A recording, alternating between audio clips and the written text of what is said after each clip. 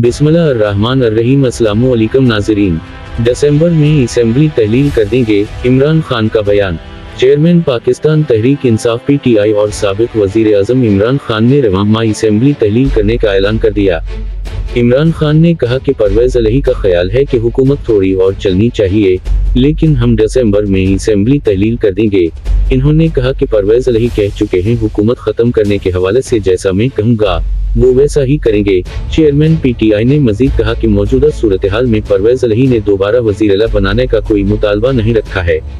इनका कहना था कि जनरल बाजवा हुकूमत के दौरान मुझसे वज़ीर आला पंजाब उस्मान बज़दार को हटाने और अलीम खान को चीफ मिनिस्टर बनाने का कहते थे।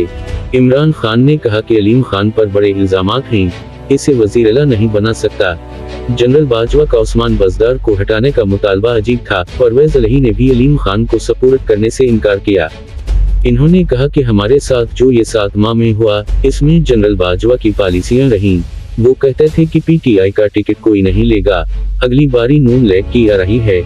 पीटीआई चेयरमैन ने कहा कि जो लोग हुकूमत तब्दील करने में मुलव्वस थे वो सब मीर जफर और मीर सादिक हैं। हमारी जब हुकूमत गई तो सबने सोचा अब लोग मिठाइयाँ बांटेंगे। इन्होंने सोचा कि हुकूमत खत्म होने के बाद मेरी सियासत खत्म हो गई। इनका कहना था कि वफाकी वजीर दाखिला राना सनाअल्लाह की बातों को कभी भी संजीदा नहीं लिया।